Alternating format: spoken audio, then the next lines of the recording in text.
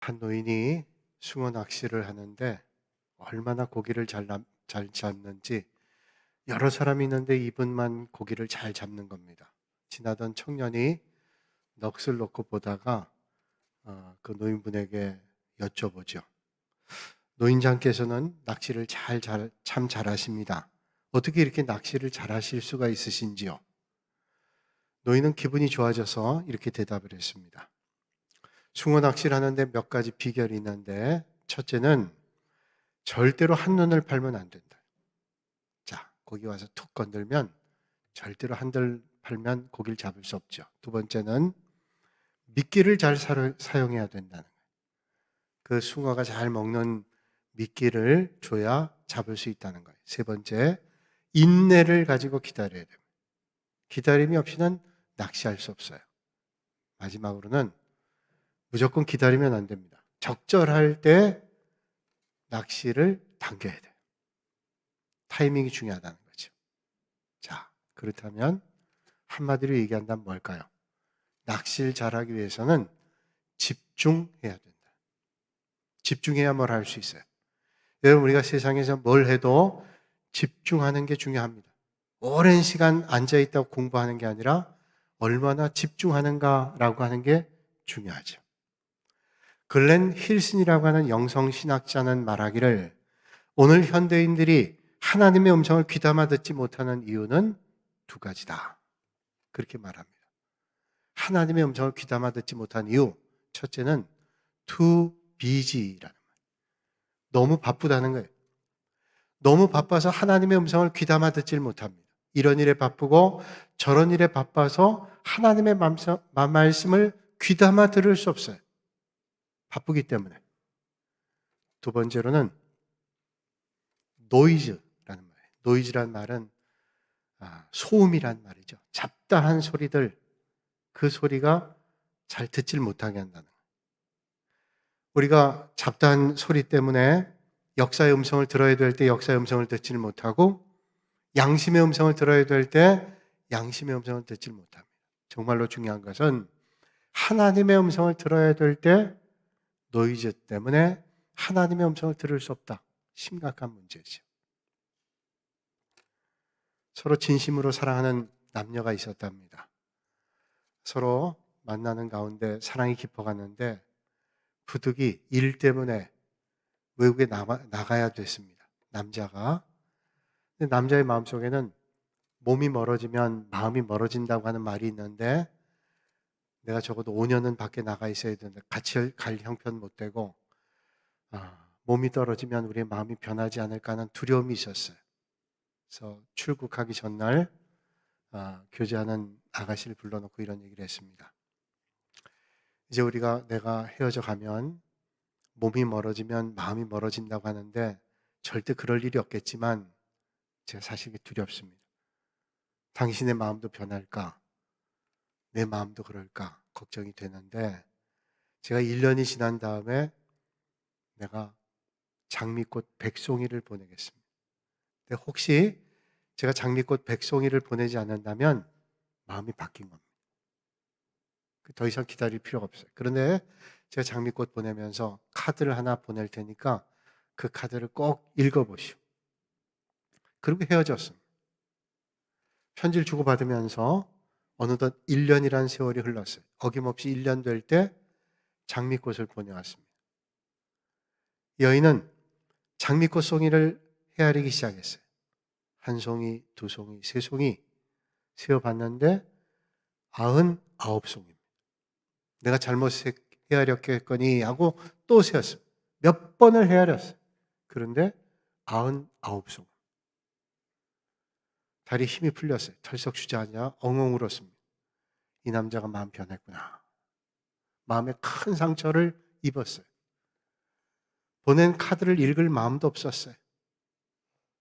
그리고 얼마가 지난 뒤에 이 여인은 다른 남자를 만나서 결혼하게 됐어요.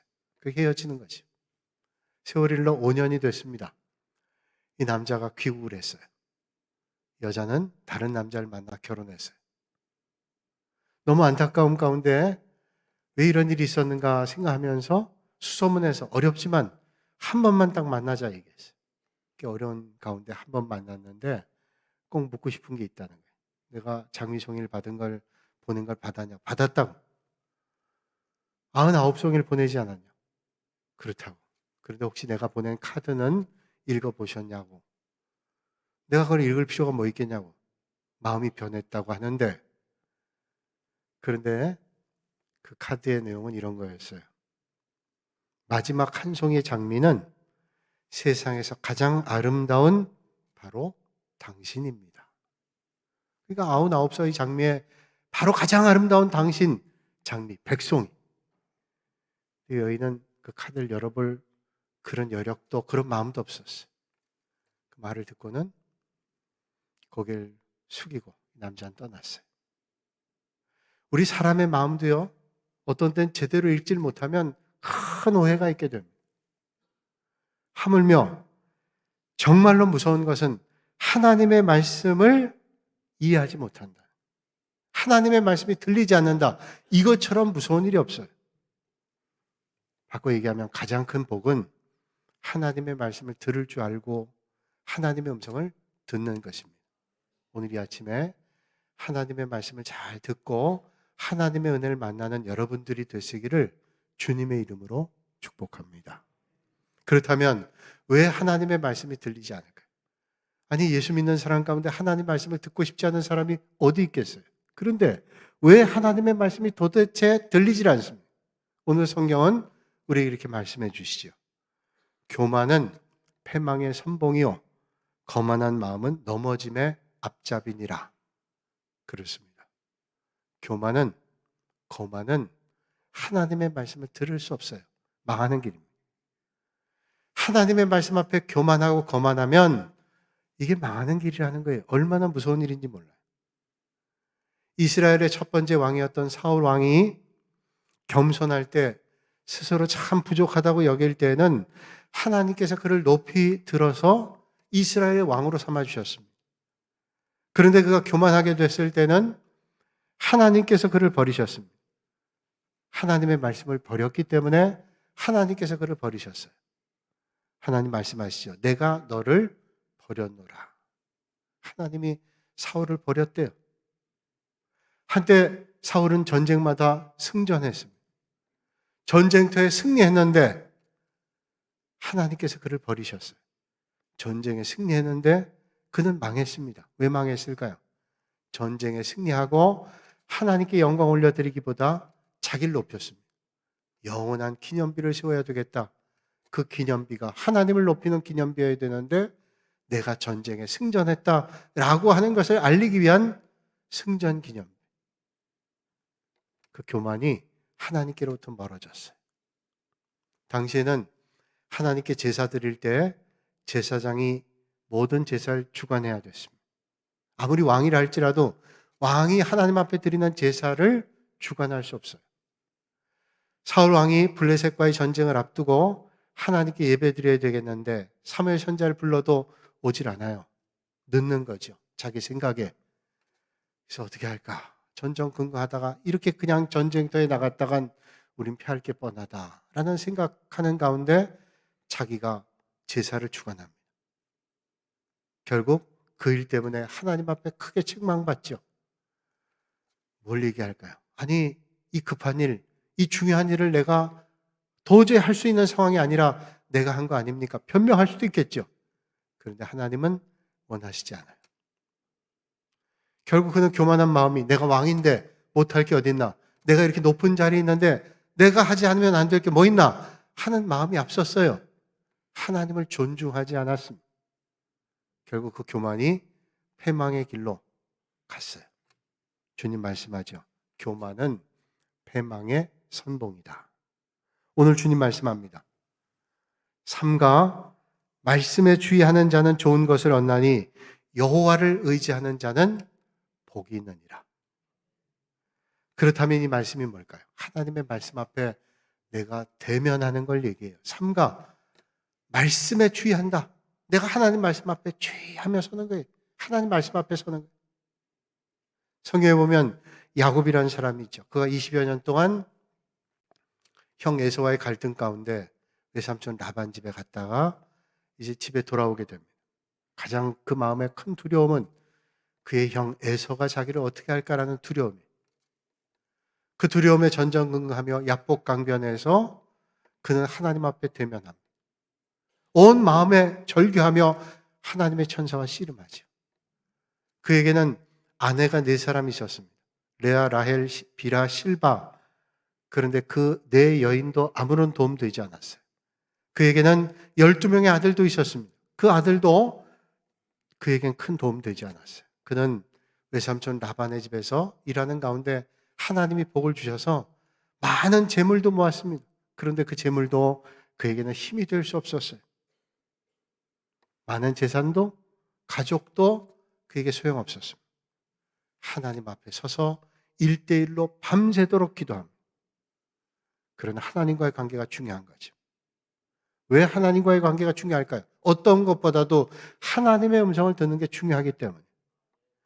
주님께 물으세요. 주님께서 말씀하실 겁니다.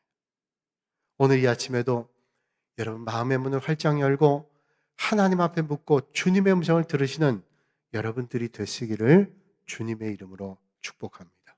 그것이 삶과 주의 말씀에 주의하는 것입니다. 구약성경에 보면 솔로몬 왕, 지혜가 많은 왕이라고 우리는 알고 있습니다. 솔로몬 왕이 1000번제를 하나님 앞에 드릴 때 하나님께서 얼마나 마음에 감동하셨는지 내게 뭘 줄까? 주님이 감동하시니 뭘 줄까? 만왕의 왕이신 주님께서 뭘 줄까 하면 끝나는 거 아니에요? 그때 솔로몬 대답하죠. 하나님의 백성을 잘 다스릴 수 있도록 하나님 저에게 지혜의 마음을 주십시오. 지혜로운 마음을 주십시오라는 말이 도대체 뭘까요? 내가 잘 할 수 있는 지혜를 주십시오. 맞아요.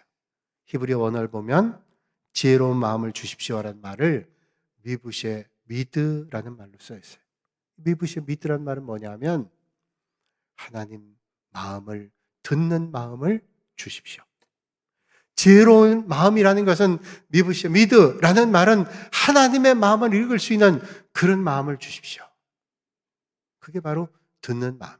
그게 지혜로운 마음. 하나님, 저에게 하나님 마음 듣는 마음을 주십시오. 주님의 음성을 듣는 그런 은혜를 주십시오. 그것이 지혜이기 때문에. 여러분, 오늘 이 땅에 살면서 세상의 잡다한 소리가 아니라 하나님의 음성을 듣고 하나님의 은혜를 만나 정말로 지혜로운 삶을 살아가실 수 있는 여러분들이 되시기를 주님의 이름으로 축복합니다. 오늘 본문에 말씀하고 있죠. 겸손한 자와 함께하여 마음을 낮추는 것이 교만한 자와 함께 탈취물을 나누는 것보다 나으니라. 자, 겸손한 사람과 함께 마음 낮추는 것이 전쟁터에서 얻었던 어떤 전리품을 나누는 것보다 복이 있대요. 그러면서 말씀하시기를 삼가 말씀에 주의하는 자는 좋은 것을 얻나니 여호와를 의지하는 자가 복이 있느니라 말씀했습니다. 오늘 말씀 연결해 보세요. 마음을 낮추는 것과 삼가 말씀에 주의하는 것이 연관성이 있어요. 뭘 얘기할 거예요? 마음을 낮춰야 하나님의 음성을, 말씀을 들을 수 있다는 거예요. 하나님의 음성은 마음이 교만한 사람에게 들리지 않습니다. 마음을 낮추는 사람에게 하나님의 음성이 들려요. 여러분이 어떤 마음으로 주님 앞에 나올 때 하나님의 음성이 들릴까요? 마음을 낮추고 겸손하게 하나님의 말씀을 소망하는 사람에게 하나님의 은혜가 임하게 되는 줄로 믿으시길 바랍니다.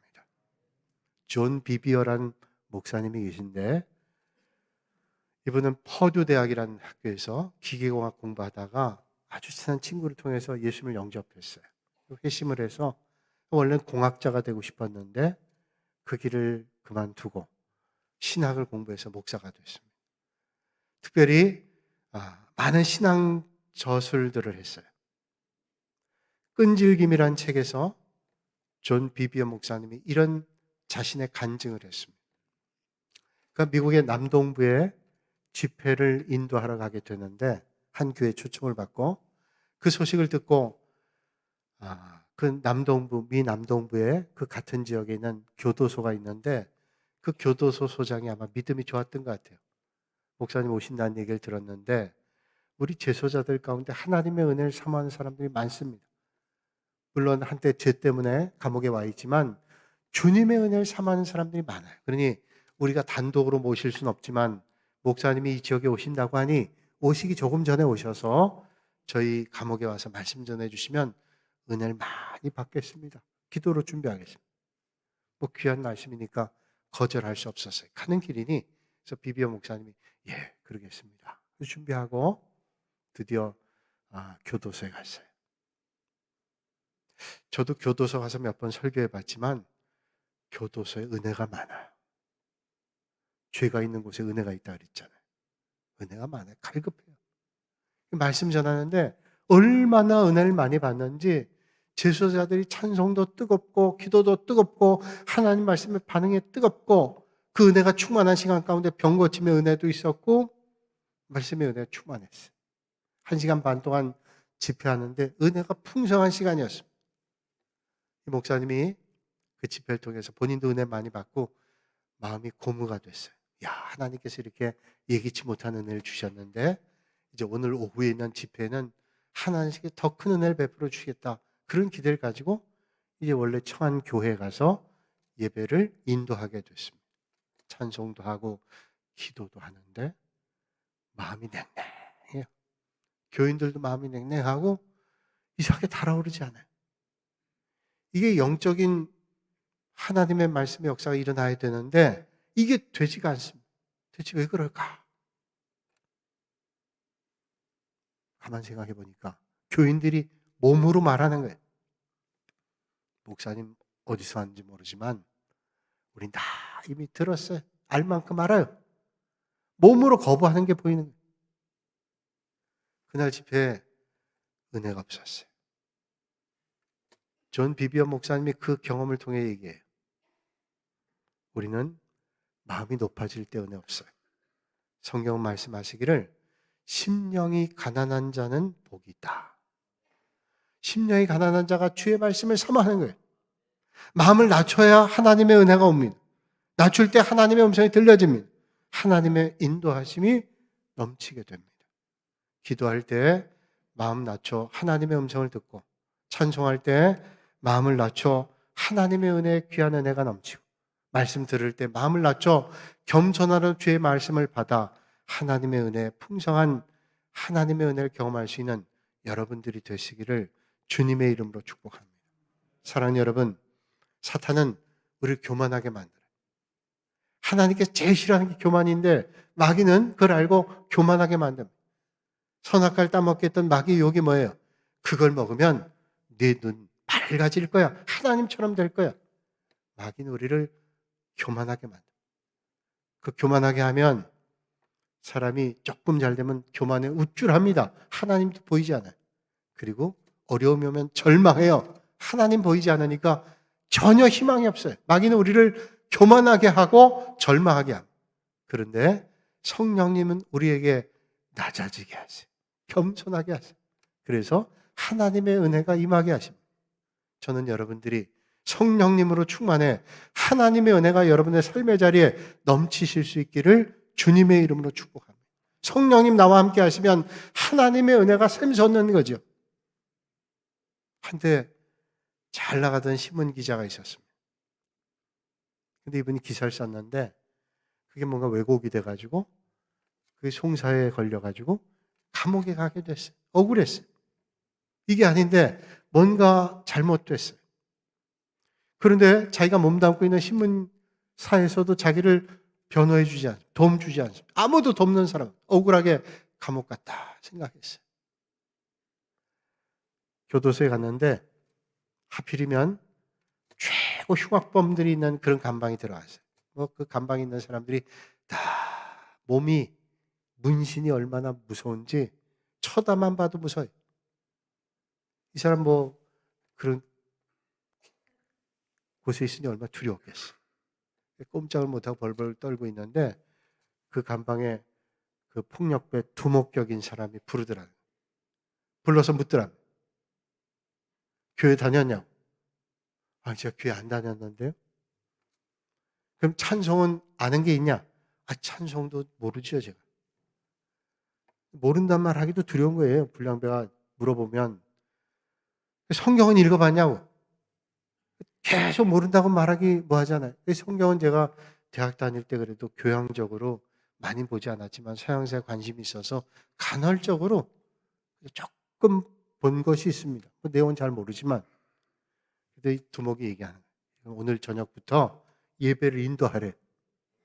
아니 교회도 안 다니고 찬송도 모르고 성경도 간헐적으로 조금 봤는데 그래도 네가 대학이라도 나왔으니까 우리보다 이해력이 있을 테니까 성경을 읽고 설교를 하라는 거예요. 두목이 하려니까 어떻게 하겠어요? 알겠다. 그날부터 설교를 해야 되니까 열심히 성경을 읽었습니다. 오직 살기 위해서 읽는 거죠.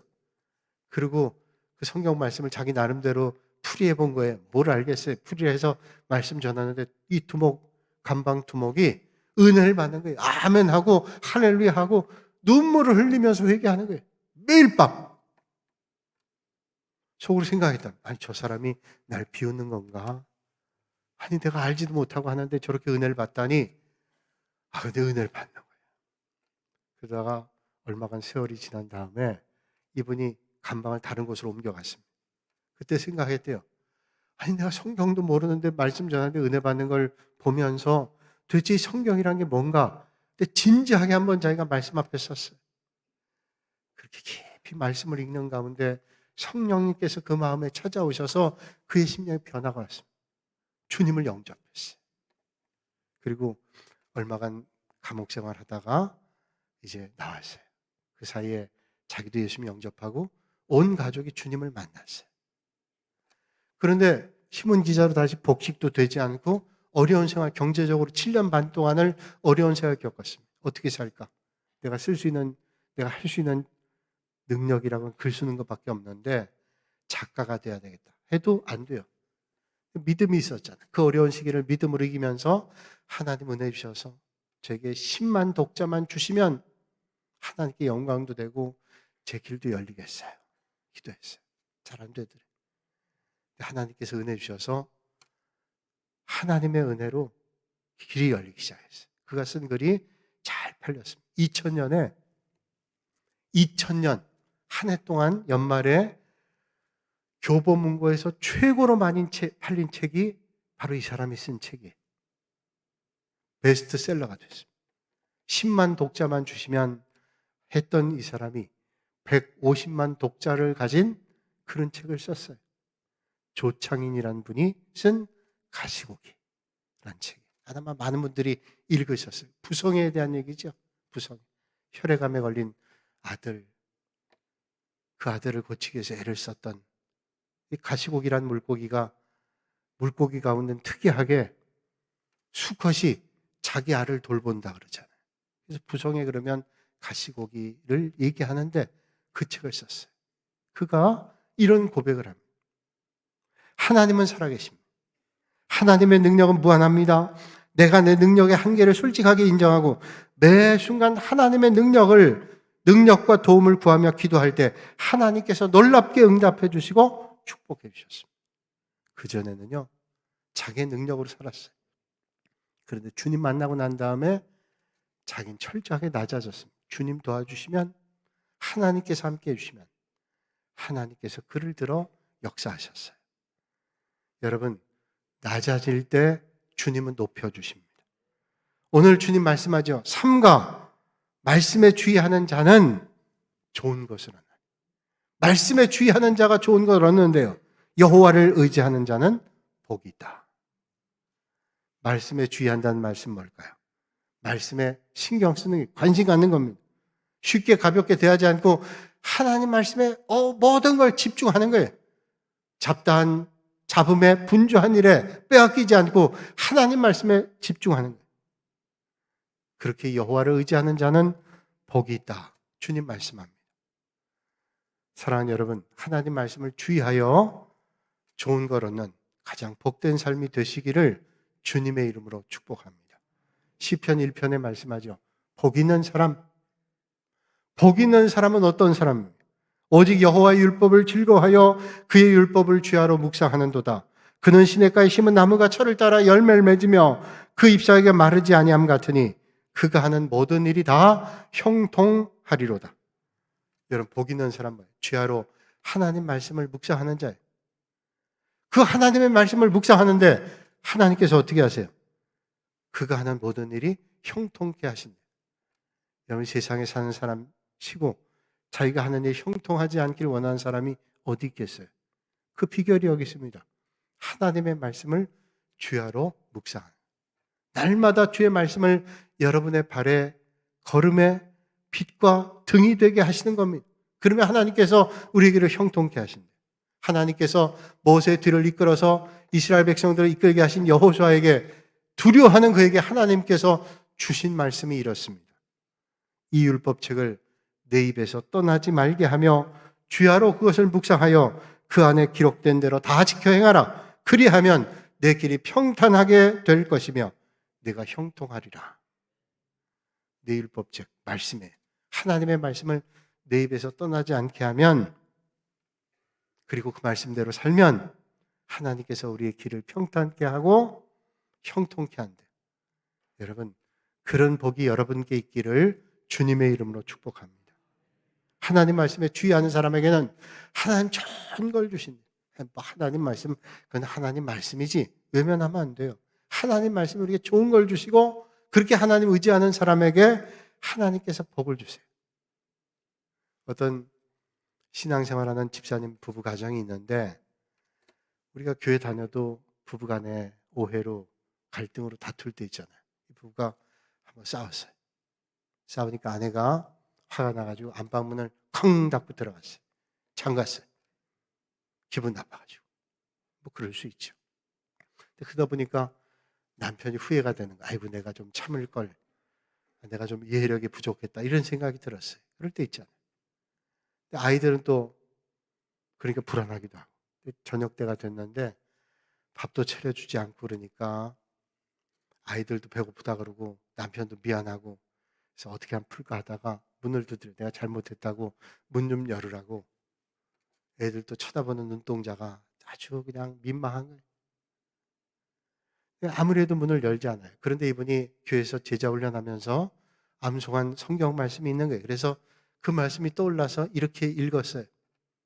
볼지어다 내가 문 밖에 서서 두드리노니 누구든지 내 음성을 듣고 문을 열면 내가 그에게로 들어가 그로 더불어 먹고 그는 나로 더불어 먹으리라.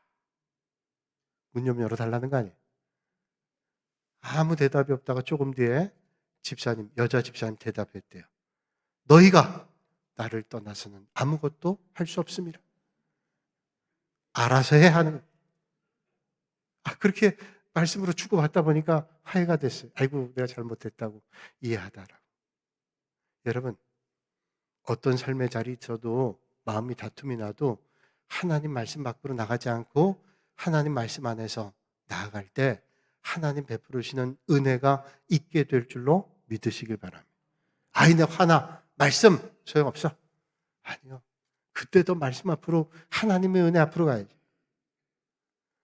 사도행전 17장 11절 말씀을 보면 이렇게 말씀해요. 베레아 사람은 데살로니가 있는 사람보다 더 신사적이어서, 개역 성경으로 제가 일부러 말씀드렸어요. 너그럽단 말이에요. 간절한 마음으로 말씀 받고 이것이 그러한가 하여 날마다 성경을 상고함으로 그 중에 믿는 사람이 많고. 베레아 사람.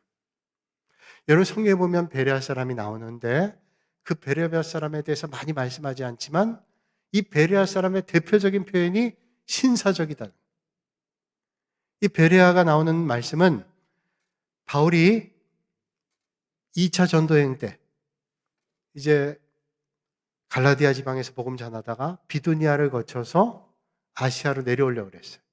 그래서 드로아에서 배를 타고 내려오려고 하는데 그날 밤 하루 잠을 자는데 밤에 꿈속에서 환상을 주님이 보여주셨는데 마게도냐 사람들이 우리에게 와서 도와달라는, 드로아에서 이렇게 돌아가면 소아시아로 돌아가는데 반대편으로 오라는 거예요. 유럽 쪽으로. 지금으로 얘기하면 그리스 북쪽에 마게도냐로 와서 도와달라는 거예요. 성령의 인도를 알고 마게도냐로 갔습니다. 그래서 빌립보 가서 복음 전하고 거기 하나님께서 여호와 이레로 루디아 같은 좋은 사람을 만나서 복음 전하게 했어요. 그리고 빌립보에서 다시 데살로니가를 거쳐서 베레아에 갔습니다. 그래서 마게도냐 지방을 거쳐서 빌립보 교회를 세우고 데살로니가 교회를 세우고 그리고 베레아 교회를 세웠어요.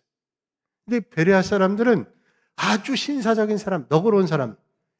그건 뭐냐면 하나님의 말씀에 대해서 신사적이고 너그럽다. 그 말은 젠틀하다라기보다는 노블하다. 하나님 말씀을 잘 받아들여. 이 잘 받아들인다는 말이 그저 맹목적으로 아무런 생각 없이 그래 그러고 받는 게 아니라 하나님 말씀을 깊이 상고, 이게 무슨 말씀일까? 깊이 상고하고 연구하고 주님이 주시는 메시지가 뭘까를 깊이 생각했다는 거예요.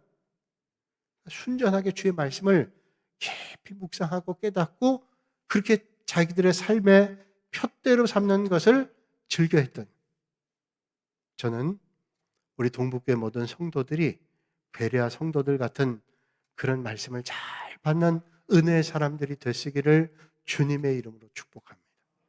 말씀 삼가 주의하는 사람에게 하나님께서 좋은 것을 주시고 그렇게 하나님 의지하는 자에게 복이 있다고 주님께서 말씀하기 때문이죠. 시편 119편 9절에 청년이 무엇으로 그 행실을 깨끗하게 하리까? 주의 말씀을 따라 삼갈 것입니다. 어떻게 우리가 깨끗하게 해요? 어떻게 우리의 삶이 바뀌어요? 하나님의 말씀이 우리의 삶을 바꿀 수 있다는 거예요. 어떤 배가 풍랑을 만나 난파당했습니다. 선원들 다 죽고 두 사람만 그 파편을 붙잡고 있다가 태평양 어떤 섬에 떠밀려 갔어요. 살았습니다. 마침 그 섬에 있는 원주민들이 이 두 사람을 발견해서 치료해주고 해서 몇 날 동안 치료해서 회복이 됐어요. 아, 이 낯선 사람 회복되니까 온 원주민들이 잔치를 벌였습니다. 너무 기쁜 일이라고. 그런데 그 마을의 주장이 모든 사람들이 모여있는데 아주 낡은 성경책을 갖고 와서 말씀을 읽습니다. 저희는 식사 전에 항상 기도하고 이렇게 말씀을 읽습니다. 그때 선원 가운데 한 사람이 신앙에 대해서 아주 조소적인 사람, 비웃으면서 얘기해요. 그 성경에 무슨 능력이 있습니까? 비우는 거예요. 그러자 주장이 얘기하죠. 성경에 능력이 있습니다. 당신 같은 사람들은 성령은 지어낸 얘기라고 하지만 하나님의 말씀이 능력이 있어요. 오래전에 어떤 선교사님이 우리 섬에 와서 복음 전했습니다. 그 복음 때문에 우리의 삶이 완전히 송두리째 바뀌었습니다. 선원이 얘기해요. 뭐가 바뀌었어요? 그러자 주장이 얘기합니다. 만약에 우리가 바뀌지 않았더라면 당신들 두 사람은 우리가 다 잡아먹고 말았을 거예요. 우리는 식인 습관을 가지고 있는 그런 부족입니다. 그런데 선교사님이 말씀을 전해주셔서 그 말씀으로 우리의 삶이 바뀌었습니다. 그래서 우리도 살고 당신도 산 겁니다. 그렇습니다. 말씀에는 능력이 있습니다.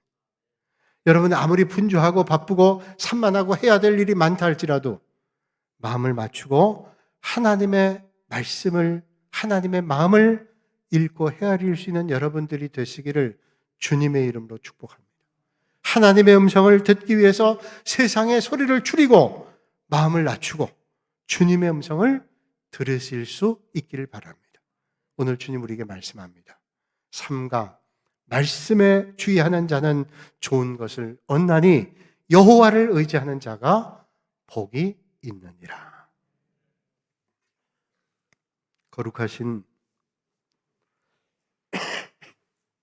아버지 하나님, 우리의 삶이 너무 복잡하다고, 환경이 너무도 흔들리고 있다고, 삶의 자리가 너무 바쁘다고 주님의 음성을 가까이 하지 못했음을 용서해 주시고, 어느 사이에 나도 모르게 교만해져서 하나님을 원망하고 불평하며 자신에게 절망하는 그런 연약함도 용서해 주시고, 이 시간 저희들에게 믿음을 더해 주셔서 저희들로 하여금 말씀 앞에 낮아지게 하시고 겸손하게 하시고 말씀 대면할 때 삶과 주님의 음성을 잘 듣고 그 음성에 응답하며 살아가는 복 있는 인생 되게 하여 주시옵소서.